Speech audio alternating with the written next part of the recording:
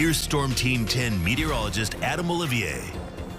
Well, this evening we are seeing some beautiful weather out there, but we're gearing up for a parade. The Crew of Rio going to be headed down the streets of Lafayette here in the not too distant future, but you can see everybody already lining up there on the barricades. This is around the Congress area, and right now traffic's still able to move down there, but Rio kicks off at 6:30, so you can expect those roads to start closing down here soon.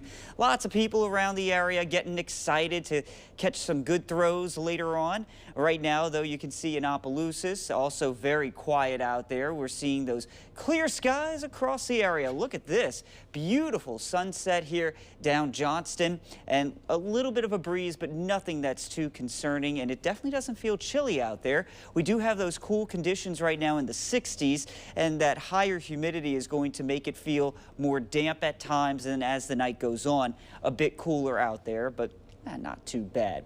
Let's take a look across the region where we still have that dip in the jet stream here along the east coast of the U.S. We are going to continue to watch those clouds kind of building on in here as we head into the next 24 hours from a system that's out to our west. But you can see that it's not really going to produce any major issues for us. These little clouds that streak across the I-20 corridor there are just some very high-level clouds. They don't produce rain.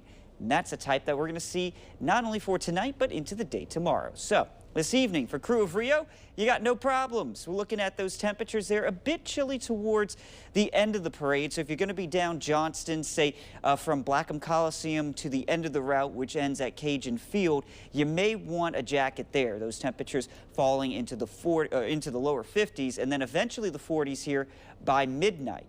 Now, once we get into the early morning hours on your Sunday, starting out very chilly, down to the low to mid 40s, so jackets most definitely needed there for your Sunday. Notice our model bringing in a few of those high clouds, but again, no rain associated with those clouds. Could even have some patchy ground fog. Saw that around the area today too. It shouldn't be an issue for any driving out across the area for your Sunday morning. However, through the day Sunday, we'll get those winds starting to pick up out of the south. Lots of sunshine warming us into the 60s there by lunchtime. In the afternoon, we'll get into the lower 70s, so it should be a beautiful day. And then tomorrow evening, still looking at some fairly quiet weather conditions. I just want to point out that our model does try and bring in a stray shower here for the overnight hours Sunday and into Monday. I'm not completely sold on that. I think the air is going to be too dry, but you can never rule those out completely. So we are going to be looking for those potential showers, at best about a 10% there for your Sunday night. So it shouldn't affect you at all during the daylight hours.